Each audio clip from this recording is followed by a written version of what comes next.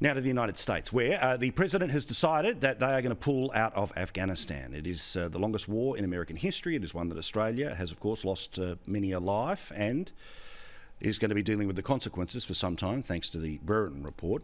Here is his press secretary saying, getting out of Afghanistan, good idea.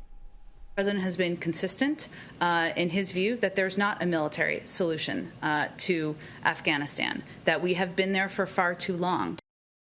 If only there was a former president who had exactly the same view. Oh, that's right, Donald Trump, who wanted to pull the troops out of Afghanistan in 2021. And what was the reaction of then candidate Biden?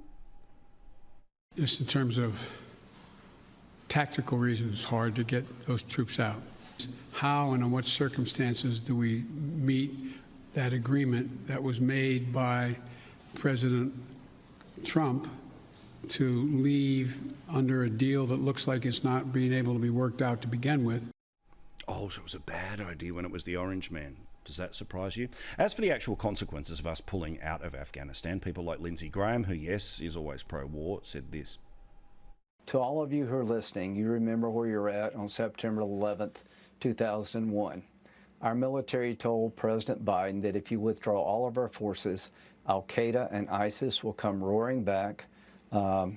Afghanistan would disintegrate into civil war, and we can avoid all of that by having 3,000 to 5,000 American forces, making sure that ISIS and Al-Qaeda never come back to hurt us. He rejected that advice. Still in the United States, you may remember on this program, the host of which you are now watching, had a bit to say about the way CNN was propping up Joe Biden. In fact, I think at the time I called it the Biden Booster Network. Here's proof. When you're asking me if I was run down, I thought you were referring to how I felt during the Trump era. No, I think that, listen, I think we're all dealing with some post-Trump stress disorder. He still has the support of a majority of black voters. And I think that for President Trump, it's a hard argument to make because the president has spent much of this summer defending Confederate statues, defending the Confederate flag, calling Black Lives Matter a symbol of hate, doing all of these things that really erode his own credibility on issues of race. Is this just the way it is now? Biden is on his own, getting things done, and the GOP is talking about things that are irrelevant? And remember, my point all the way through the 2020 election was when it comes to CNN, right, and like or dislike Donald Trump, what they used to do was every single anonymous anything about Donald Trump was an absolute fact and total scandal. Anything that was provable and true about Joe Biden or his son Hunter Biden and their business dealings disappear. Well, we learned today via Project Veritas from somebody who was right in the heart of CNN that that's exactly what they did.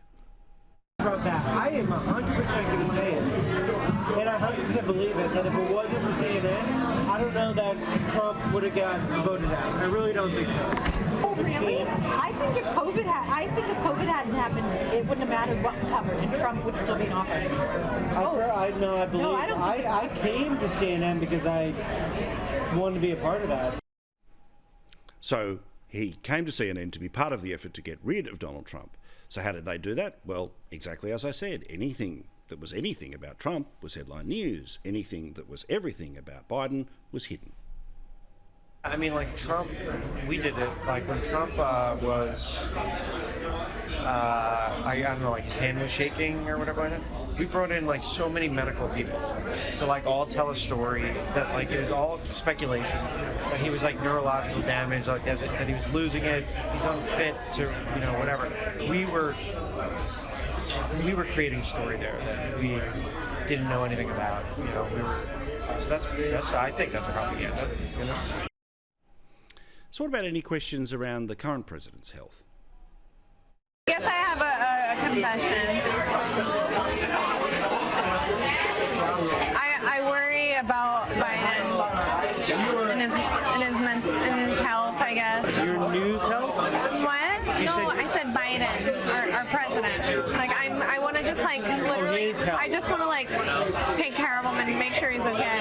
Like he's definitely the whole thing of him running during the entire run for the campaign, showing him jogging was obviously a deflection of his age, and they're trying to make him I'm healthy.